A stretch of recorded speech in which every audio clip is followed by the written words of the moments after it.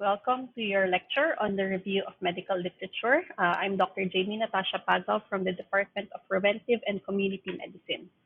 So, the objectives for this lecture at the end of the session, the student should be able to perform an electronic search for medical literature using the appropriate search engines like your PubMed to identify the most recent literature pertinent to a subject matter of your choice.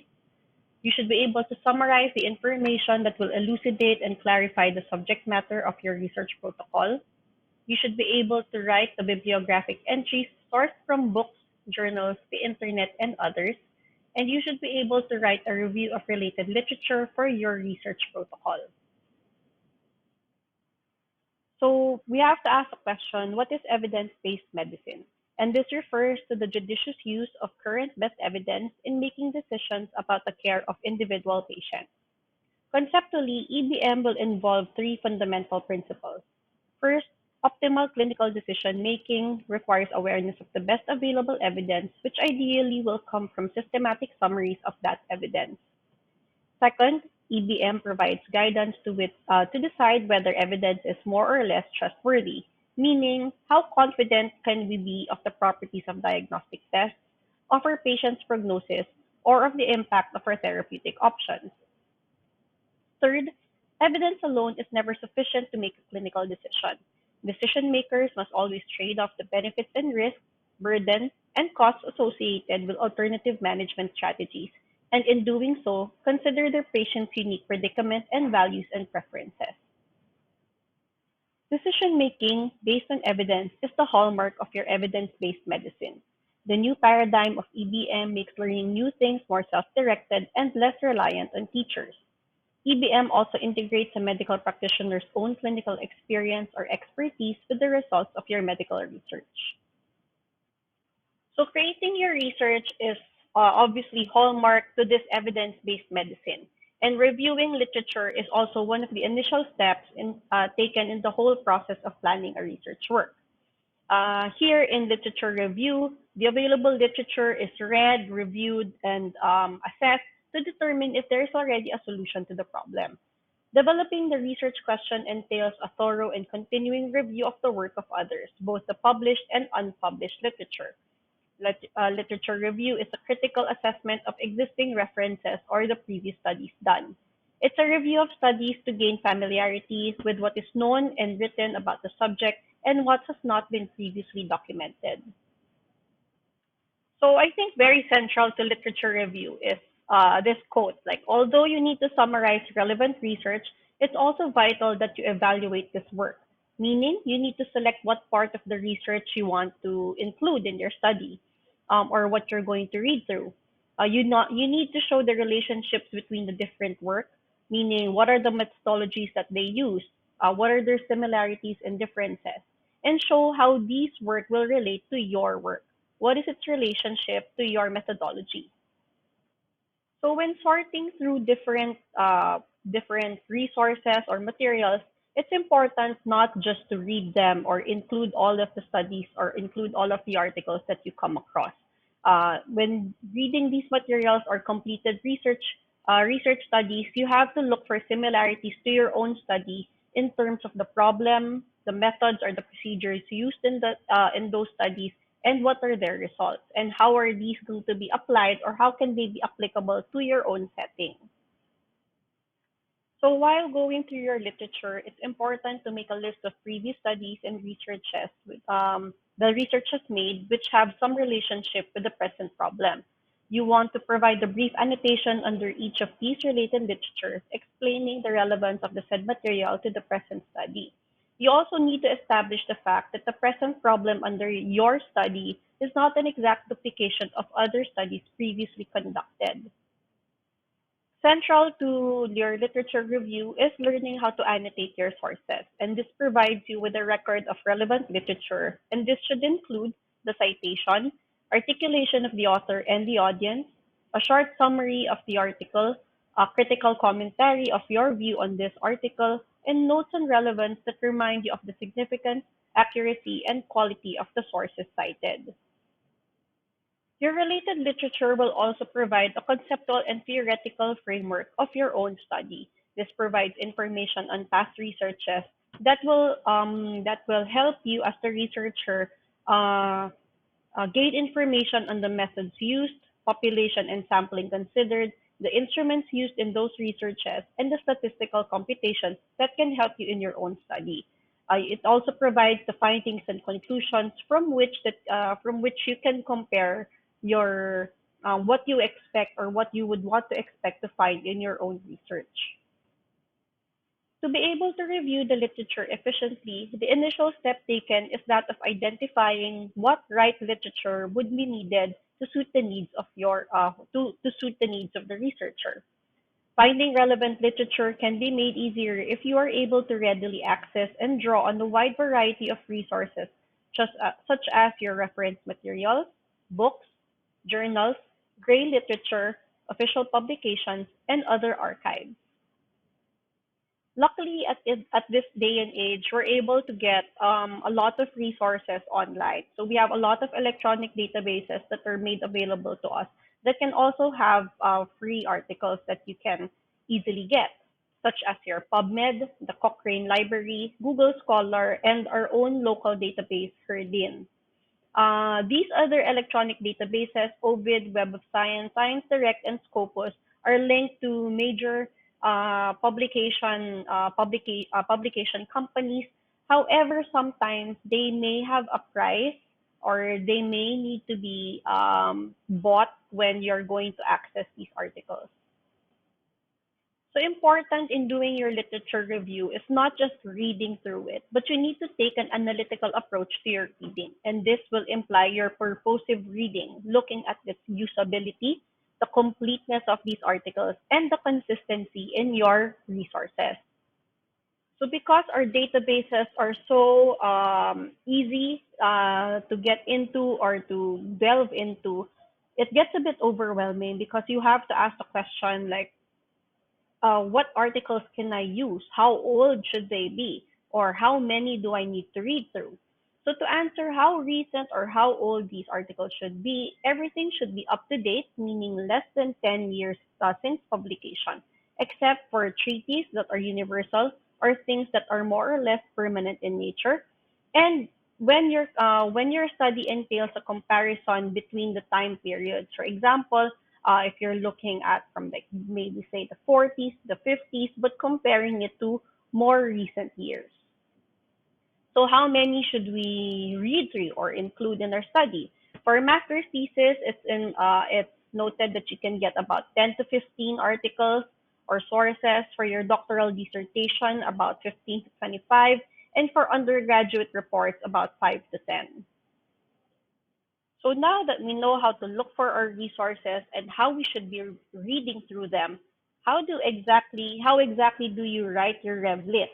So first you'd want to open with a statement on the purpose of the review and the topic organization. You want to divide your presentation also into your local and foreign sources and present an authoritative discussion on the historical development of the problem and the various updates on the current thinking about it. When writing your RevLit, you also need to present a critical evaluation of related studies and their appropriateness and applicability to your present study. You should also learn or you should be able to acknowledge the resources you have referred to in your research proposal, both the print and electronic sources, and cite only major findings, ideas, generalizations, or principles that are relevant to the present study. To summarize the last few slides, when doing your review of related literature, you want to start off with doing a detailed search of literature, both online and offline.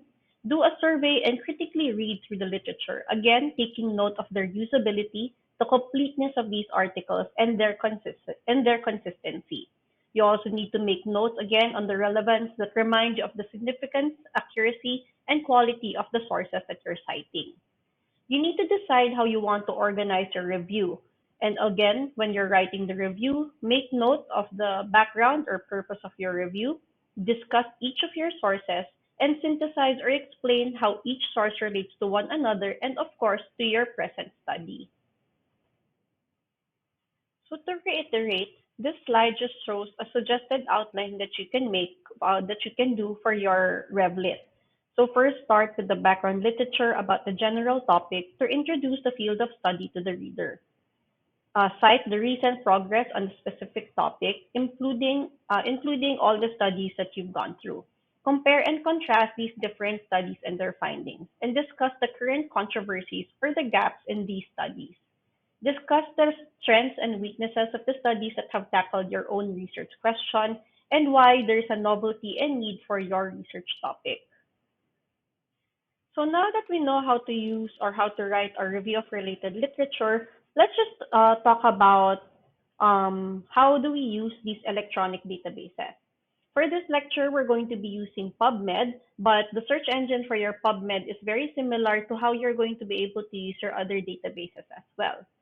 So Medline is a database of publication in health-related topics maintained by the U.S. National Library of Medicine, and Medline may be accessed through PubMed or through other organizations.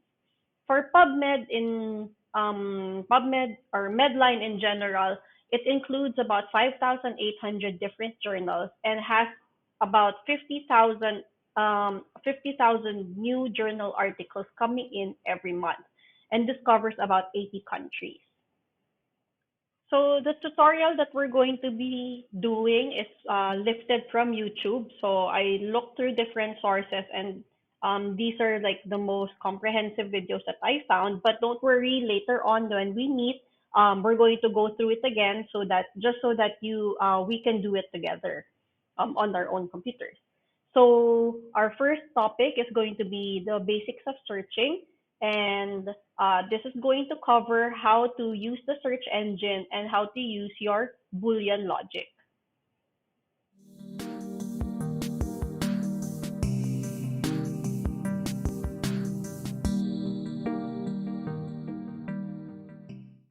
Whether you're looking for a few high-quality articles to answer a specific question, scoping the literature to see what's already been published on a topic of interest, or conducting a more in-depth literature review, you'll want to incorporate a variety of search techniques into your search strategy.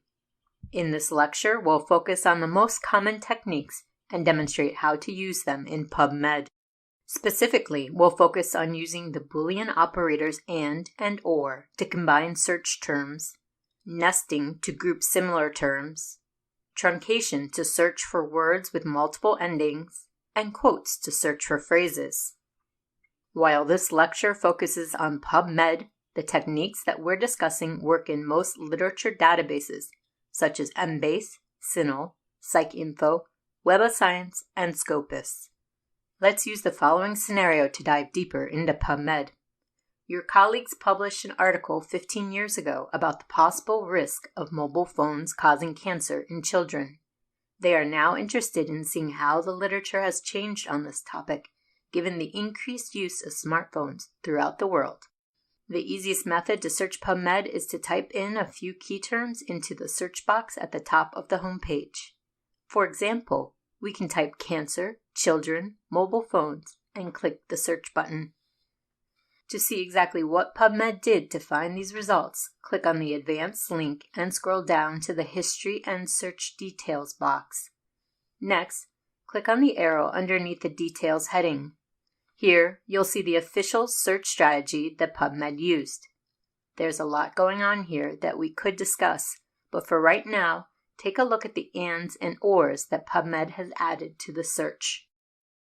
And, or, and not are referred to as Boolean operators. You may have used them in searches that you've conducted in the past, but let's take a few minutes to review how they work in the database. Think about what happens when we combine terms with and. For example, if we were to type cancer and children and mobile phones into the search box, we are telling the database that we want articles that include both terms.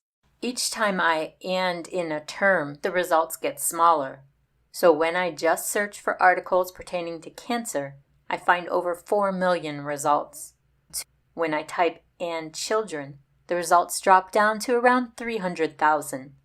This is because the articles now need to address both terms to show up in the results. If I and in mobile phones, the results drop down to about 186. When you combine terms with or rather than and, such as mobile phones or smartphones or cell phones, you're telling the database to find articles on any of these topics. Each time I or in a term, the results get bigger.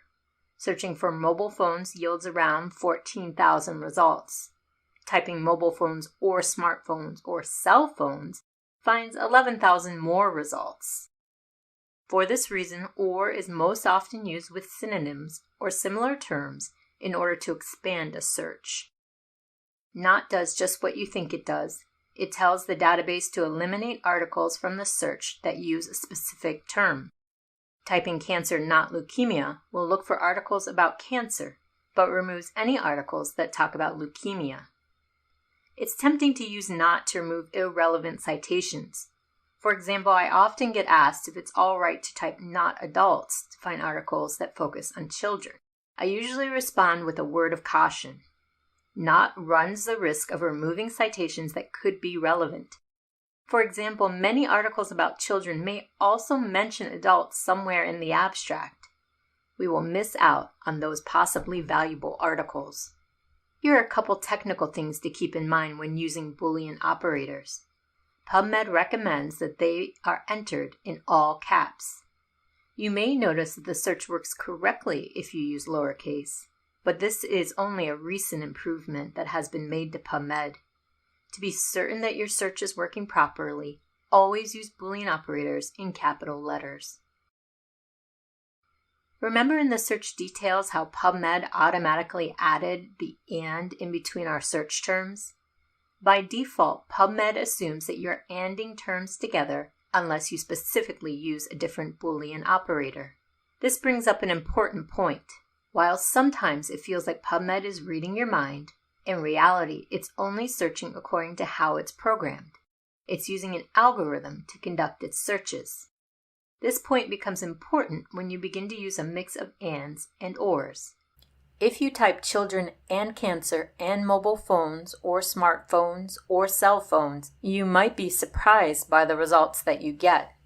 For example, this article, a new smartphone application to predict hematologic acute radiation syndrome based on blood cell count changes, the H-Model app. Logically, you're asking for articles about our mobile phone concept as it pertains to cancer and children. Take a minute to see how PubMed is searching with these terms. PubMed is programmed to read from left to right, so it's finding all of the articles on cancer and children and mobile phones, or all of the articles on smartphones, or all of the articles on cell phones, which explains some of the strange results. To fix this problem, you'll need to group your OR terms with parentheses. This action is called nesting, and if you remember nesting in algebra, it works in a similar way. In our search, to ensure that PubMed is anding and ORing exactly as we intended, we place parentheses around mobile phones or smartphones or cell phones. Going back to that idea of how PubMed assumes you're anding together terms, this becomes a problem when you're searching with phrases. For example, let's say I want to expand my search to see if the proliferation of cell towers also increases the risk of cancer in children. When I search the phrase cell towers, I get off-topic results like skin cell heterogeneity in development, wound healing, and cancer.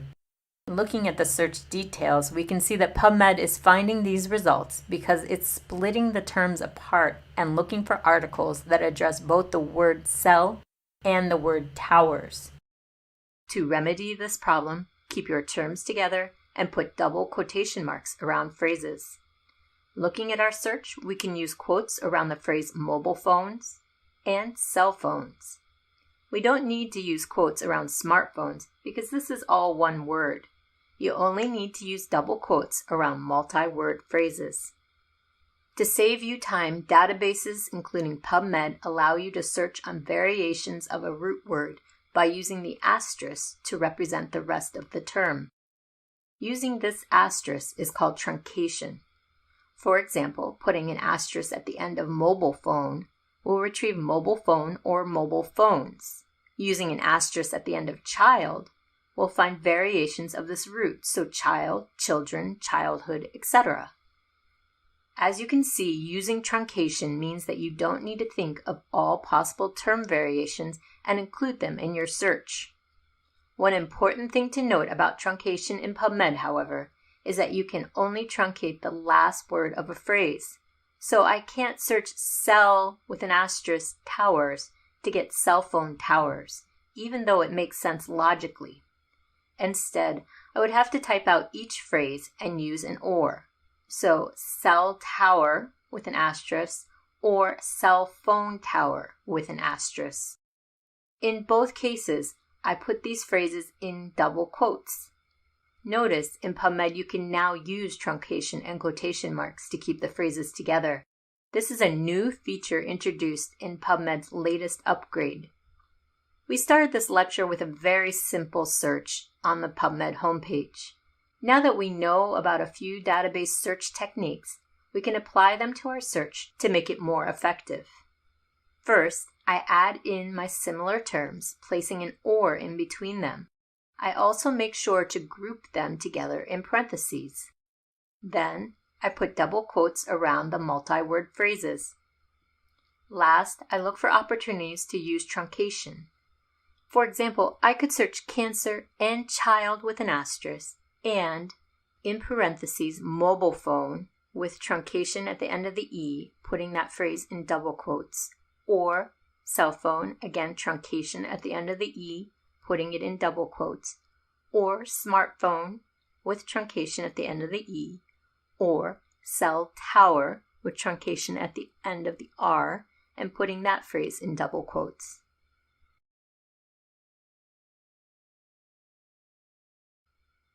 In summary, using Boolean operators, nesting, phrase searching, and truncation will put you on the right path for finding relevant results in PubMed.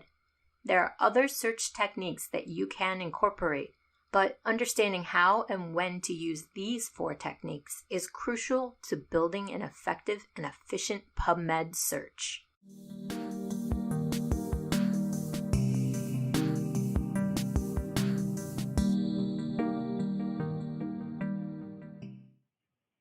So just to reiterate from the previous video, let's just talk about your Boolean logic one more time. So regardless of the manner of accessing the medline, the database is stored and can be retrieved using your Boolean principle. So journals are indexed together as a set of articles based on their keywords, and searching for these articles may be facilitated using the Boolean operators and, or, and not. So for example, for the question of among thyroid cancer patients, will radioactive iodine therapy improve the 5-year survival? So if you're going to look at the image on the left, you're going to see that there are 3 different aspects to this research question. First is your thyroid cancer. Second is your RAI. And next is the survival of these thyroid cancer patients. And on their own, they have their own separate topics, but when we're going to use the Boolean terms and or not, then we can specify or we can limit these search topics to see how they relate to one another. So just to drive the point home, this slide just shows how you again use those Boolean terms. So and, or not. So once you start trying to experiment on your PubMed, you might notice that even after using your Boolean terms and, or not, you still come up with articles that you don't necessarily want included in your search. And these are going to be like really old articles or articles that come in a different language that there's no direct translation of. So this is where the next topic comes in handy. So using your filters and field tags.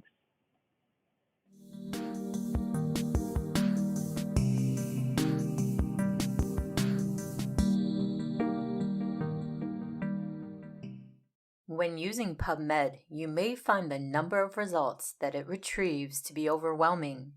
Remember, PubMed contains over 30 million citations. It would not be uncommon to have PubMed retrieve well over 10,000 results on a topic. In fact, searching for the concept cancer yields over 4 million results. Luckily, There are strategies that you can use in PubMed to refine your results and make them more manageable and relevant to your needs. In this lecture, we'll discuss PubMed filters and field tags, looking at how they can be used to narrow and focus your results. While I'm focusing on PubMed, it's worth mentioning that most biomedical databases, such as Embase, CINAHL, and PsycInfo, offer their own set of filters and field tags as well. Let's start by talking about PubMed filters, which not only allow you to narrow your results, but also enable you to focus your search without adding additional terms. Continuing with our search on the relationship between cell phones and cancer, we want articles that focus on children and are from the last 15 years. We can use the filters for both of these criteria. First, complete your search in PubMed. Then, look to the left-hand side of the results screen. To limit to the last 15 years, use the date slider and adjust it to 2005. Doing this will automatically adjust your results date range. Alternatively, you can scroll down to the publication date filter and limit to articles from the last year, last 5 years, or last 10 years. If we want to limit the results to those that focus on children, we need to scroll down on the sidebar and click on the Additional Filters box, and then click the Age Filters. Here you'll also see additional ways that you can filter your search. A few popular options are article type and language. For our search, click on Age and then select the specific ages that you'd be interested in. I'm going to click on the child birth to 18 years, child 6 to 12 years, and adolescent 19 to 24. Next, I'll click on the Show button. Now these filters show up on the filter sidebar. Clicking on the box next to child 6 to 12 years limits the search to the specific age group. If I want to try a different age group, I can unclick this box and then click on a different option such as young adults 19 to 24. One more thing that I'll point out about filters is that if you're looking for high quality articles, you can use the article type category to quickly narrow your results to publication types that are considered high levels of evidence. For example, I can narrow my search on cancer to reviews in order to find summaries of multiple studies on a particular kind of cancer. Or I can limit to randomized controlled trials, which is considered the strongest form of study design for evaluating interventions and diagnostic tests about cancer.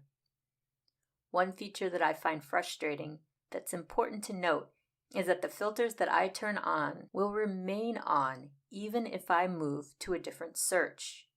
To turn them off, click on the Clear All link just above the results, or on the Reset All Filters button on the bottom of the sidebar. I'll finish talking about filters with a word of warning. If you want to find the newest articles or if you're conducting an exhaustive and comprehensive search, such as a systematic review, you'll want to be very careful about using filters. While filters are perfect for quickly narrowing and focusing a search when you need a small set of articles on a topic, using just about any of the filters available in PubMed will automatically exclude the most recent articles published. That's because most of the filters rely on mesh terms to work. Therefore, articles that haven't been indexed yet will automatically be excluded. Also, the coding behind the filters isn't immediately obvious, so it makes it difficult to report your search strategy in a way that can be easily replicated by others. Thus, when doing an exhaustive and comprehensive search, it's recommended to use search terms instead of filters. For example, if our search was being used for a systematic review, rather than using the age filter, I might search for children by including the following mix of mesh and keywords: the mesh child, or child with an asterisk, or youth with an asterisk. Like filters, field tags are also helpful for quickly accessing a few relevant articles. But unlike filters, field tags are standardly used when conducting a systematic review. A field tag is a special tag or code that is typed at the end of the search term. The tag goes in brackets and tells PubMed exactly what fields to search. For example, I would type Osler William bracket AU bracket to tell PubMed to look for articles written by William Osler. To better understand how field tags work, let's briefly talk about the default fields that PubMed automatically searches. When you type a search term in the PubMed search box, for example the term cancer, PubMed defaults to looking in all fields. This means it retrieves results if the word cancer occurs in any field such as the title, author name, author affiliation, journal name, abstract, language, mesh terms, or author-supplied keywords. This is certainly a more thorough way to search, but it can lead to a large set of results and a higher chance of retrieving off-topic results. For example, this article on salmonella came up when I searched by cancer because it was written by an author whose name is J.L. Cancer. When you use field tags, you're telling PubMed the exact fields to search, rather than letting the database search in all of the fields. For systematic reviews, the two most commonly used field tags are the TIAB and TW field tags. The TIAB tag tells PubMed to search for the terms in the title or abstract. So, if we're looking for articles that discuss the relationship between mobile phones and cancer, we can use the TIAB field tag to reduce our result numbers from around 1,500 to 200. And from these 200 results, most should be on the topic, because we know that the citations either have the search terms in the title or they are mentioned in the abstract. If you want to be a bit more exhaustive in your search, you can use the TW field tag. This tag searches the title and abstract, but also includes the author-supplied keywords in addition to many other fields. However, what's most important about the TW field tag is what it's not searching. It does not include author affiliation, author last name, or journal name. These fields tend to retrieve the most off-topic results. Not sure which to use? Test both options. With field tags, there's some flexibility. If using TW captures relevant articles that you might otherwise miss, you'll want to use this broader tag. If instead TW is causing a lot of noise, you might want to tighten your search with the TIAB tag. This is where you might want to reach out to an informationist for advice on the best approach to take. When you only need a few relevant articles, the TI field tag becomes extremely useful. It looks for results in which the search term appears in the title. When you are scoping the literature to get a sense of what's been published on your topic, using TI is a great strategy to employ. For example, if I use TI after cancer and mobile phones, my results go down to 23, and I'm only getting results where my search terms are in the titles. While you might miss out on articles that don't mention the terms in the titles, this is a quick way to force some relevant results to the top. Field tags are versatile and can be used with other search techniques. For example, I can develop my search and include nesting to group like terms together, truncation to search for multiple endings, and double quotes with my phrases along with the TI field tag. If you have trouble remembering what abbreviations to put in the brackets, you can also apply field tags through PubMed's Advanced Search. Click on the Advanced link underneath the PubMed search box. From here, you can type your search terms and use the pull-down menu next to all fields. In this menu, select the field that you'd like to search. As soon as you add your search to the query box, PubMed will add the proper formatting so you don't have to. At this point, I've only skimmed the surface of what you can do with filters and field tags.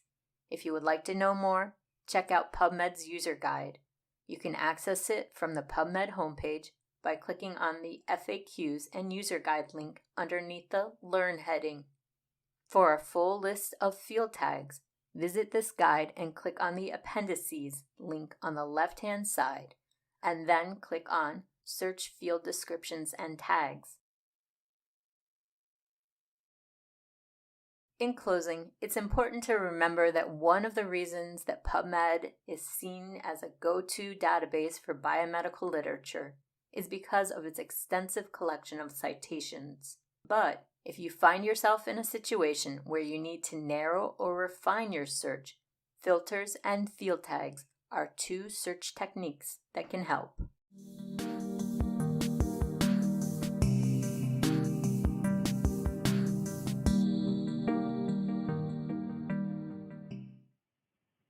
So just to reiterate, your filters again will allow a more systematic method of accessing medical literature or your journal articles.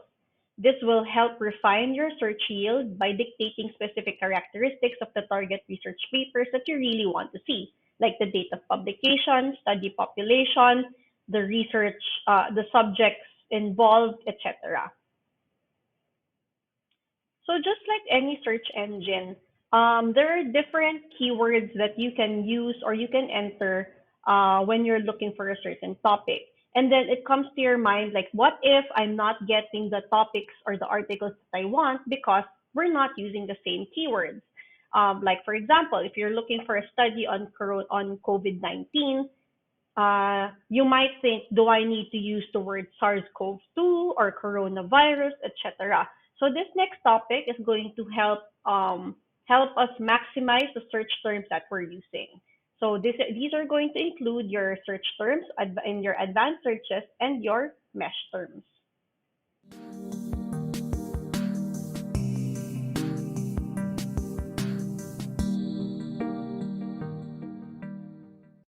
When searching for articles on a specific topic, it's important to select the most appropriate terms to use. Doing this often requires preliminary legwork in order to develop the best search strategy possible. In a comprehensive literature search, where the goal is to identify all relevant articles, it's worth the time and energy spent finding all possible terms that might be used to represent the concept in your research question. But even if you're only looking for a small set of articles, it's still valuable to take some time to identify key search terms so as not to miss important articles on the topic. A common mistake that can cause researchers to miss important articles is that they're not searching with the terms that are being used in the literature. For example, searching for the term smartphones in PubMed, even though it is a term we commonly use in everyday life, returns far fewer results than searching with the term cell phones. This lecture will cover strategies for identifying terms to include in your search, focusing on identifying search terms by scanning the results from a basic search, analyzing a few relevant articles, and using the mesh database. Let's get started by using the following scenario. Let's say that you've been placed on a team that will be developing a new app to help those with high blood pressure eat a low-sodium diet.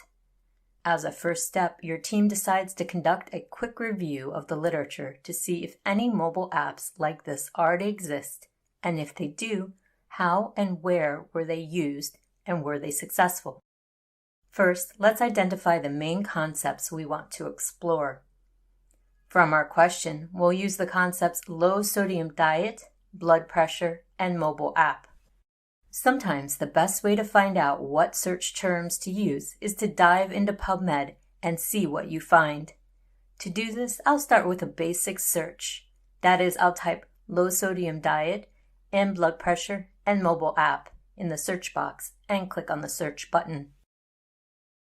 There are many more sophisticated search techniques that we could employ here, but right now we're simply trying to get enough results to see how the topic is being discussed in the literature. As we scan through the results, a few alternative terms for our concepts begin to rise to the surface. For example, from our mobile app concept, I'm seeing mobile technology, mobile healthcare, and mHealth. For low sodium diet, I'm seeing sodium intake, salt intake, and dietary sodium. Keep track of these terms as you go so that you can easily incorporate them into your search later on. Personally, I like to toggle between PubMed and a Word doc, writing down terms as I find them. As you go through the first page or two of your results, it's likely that you'll identify a few relevant articles on your topic. Taking a close look at these items can help you identify even more search terms. For our example, let's click on the article titled Development of Dash Mobile. In the detailed record, we can comb the abstract for additional search terms. Sodium intake is mentioned again, confirming that this was a good term to add to our list. Dash diet, which is a diet that encourages reduced sodium intake, also sounds like something we should look into. As we scroll down the record, PubMed provides a list of similar articles and a list of articles that have cited this one. Use these to gather more relevant articles and to collect additional search terms. Last, if a citation has been indexed with MESH, you'll see a link to jump to the MESH terms using the right-hand side navigation. Remember, MESH, or medical subject headings, are the controlled vocabulary applied by specialized indexers to every article indexed in Medline. They cover biomedical topics, including basic biological sciences terminology such as genes, proteins, and biological processes. You can tell a lot about the article that you found by looking at the MESH. For example, notice that the MESH terms hypertension/therapy and mobile applications both have asterisks at the end of them. This is the symbol PubMed uses to show that these terms are considered a major concept of the paper. Indexers will assign anywhere from 2 to 5 terms as major concepts in one paper. The reason hypertension has a slash and then the phrase therapy is because therapy is a subheading. In addition to applying the most appropriate MESH to a citation, indexers also have a list of subheadings that can be applied to further emphasize the specific focus of the paper. For this term, it means that this article is not just looking at hypertension, but focusing on the treatment of hypertension. The MESH list can also provide you with suggestions for new terms to include in your search. In the case of our example, hypertension and mobile applications look like important terms to add to our growing list. Using the MESH database is another great strategy for identifying relevant terms to include in your search. You can access the MESH database from the PubMed homepage. Click on the MESH database link underneath the Explore heading. Or, if you're looking at the list of MESH terms associated with an article, you can click on any of them. When a pop-up box opens, click on the link that says Search in MESH. While the MESH database looks a lot like PubMed, you're actually in a different database. You'll know that you're in this database because the box next to the main search bar will say MESH instead of PubMed, as it usually does. To mine for search terms in the MESH record, the first place to go is the section titled Entry Terms. People often think that entry terms are more MESH terms, but they're not. Actually, they're synonyms for the MESH term. They're called entry terms because when you enter one of these terms into the PubMed basic search box, MESH will automatically apply the assigned MESH term to the search. As synonyms, they represent the common terms people often use when writing their titles and abstracts and make for good alternative terms to include in your search. Thinking about our search, the search terms we might want to grab from the list shown on this page are portable electronic apps, portable electronic applications, portable software applications. We can grab the plural and singular version of these phrases. Notice I'm not including the entry terms that are inverted, such as application, mobile. Even though they are on the list, it's very rare that an author will use that term in this way, and searching with inverted terms will yield few results. You might even notice that some of the MESH terms, such as diet, sodium restricted, are written this way. Strangely enough, inverted phrases like this one are actually quite common in the MESH database. As a final point about using the MESH database to generate search terms, if you find yourself in a situation where you're struggling to find enough articles, look at the MESH hierarchy for your concepts and see if perhaps there are broader terms that you can use instead. This hierarchy is listed just below the entry terms. It shows the relationship between the MESH terms. If there were any narrower terms, they would be listed below our mesh term. The broader terms are listed above.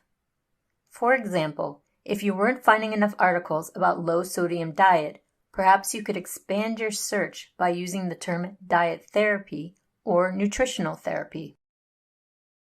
If we were conducting a comprehensive literature search on our topic, we would search the MESH database for all three of our concepts and expand our list of search terms until we were confident that we were capturing all relevant articles on the topic. At this point, however, I think we have generated a pretty good list of search terms for our purpose of reviewing the literature.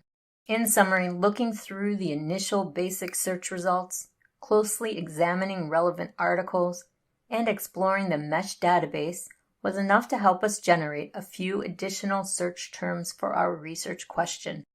If you find yourself really struggling to identify additional search terms for your topic, online tools such as dictionary.com, thesaurus.com, Wikipedia, and drug databases may be able to provide ideas of common terminology that you can use.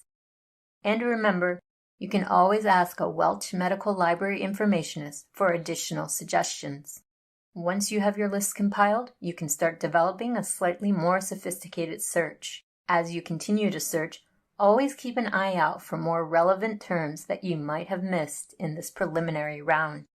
A good search strategy is one that continually evolves and gets refined as you go.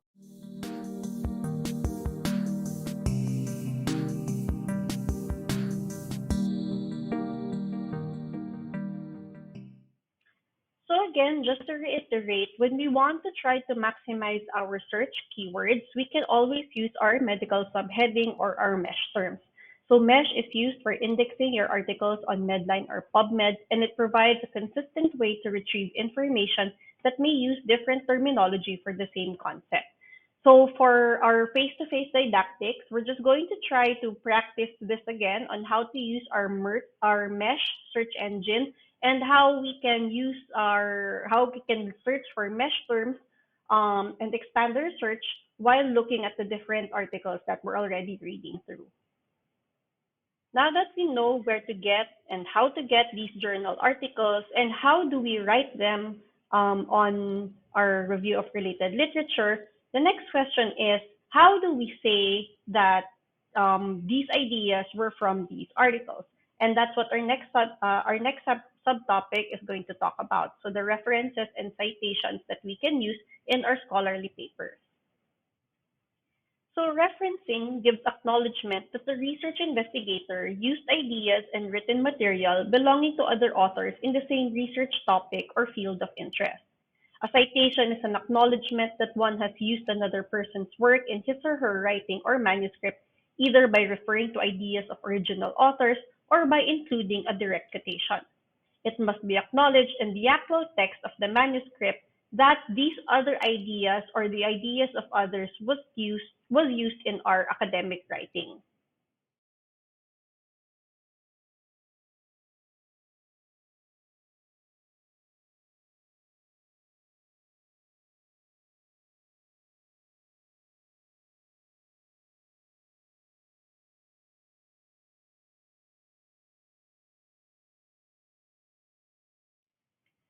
On a final note, when working on our referencing, when you're trying to cite pages, if the topic has inclusive pages, meaning it's in an entire journal and you just want to use a certain article or a certain number of pages, then it should be written as follows. So pages 167 to 190.